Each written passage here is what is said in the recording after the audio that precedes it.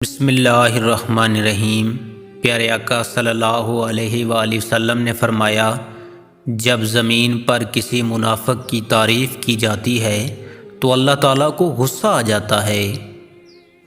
نبی کریم صلی اللہ علیہ وآلہ وسلم نے فرمایا، جس نے کسی کی زمین سے کچھ ناحق حصہ لیا تو قیامت کے دن اسے 7 زمینوں تک دھنسایا جائے گا۔ رسول اللہ صلی اللہ علیہ وآلہ وسلم نے فرمایا، میں علم کا شہر ہوں اور علی اس کا دروازہ ہے۔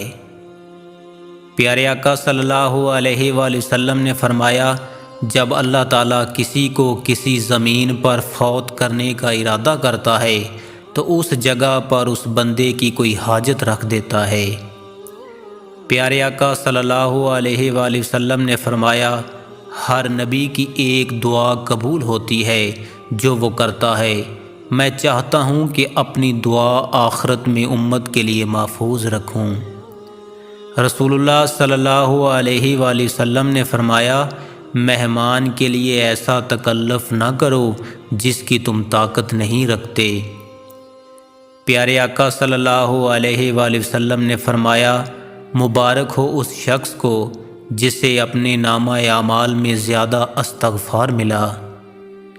نبی کریم صلی اللہ علیہ وآلہ وسلم نے فرمایا، سب سے بڑی زیادتی یہ ہے کہ آدمی ناحق کسی مسلمان کی بے عزتی کرے۔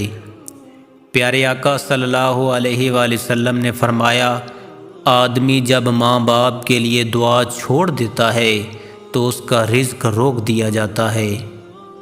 رسول اللہ صلی اللہ علیہ وآلہ وسلم نے فرمایا، جنت کے دروازے پر لکھا ہوا ہے، صدقے کا ثواب 10 گنا اور قرض کا ثواب 18 گنا زیادہ ہے۔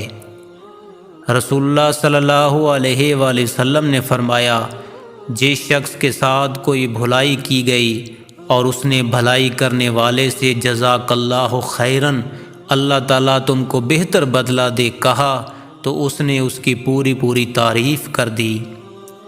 نبی کریم صلی اللہ علیہ وآلہ وسلم نے فرمایا، زمزم کا پانی اور دوزخ کی آگ ایک پیٹ میں کبھی جمع نہیں ہو سکتے۔